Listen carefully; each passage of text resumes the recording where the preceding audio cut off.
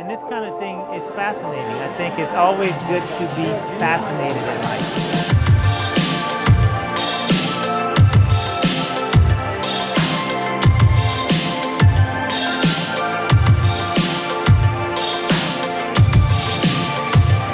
I hope it's something that you can do like year after year. You are making people aware of like what's going on.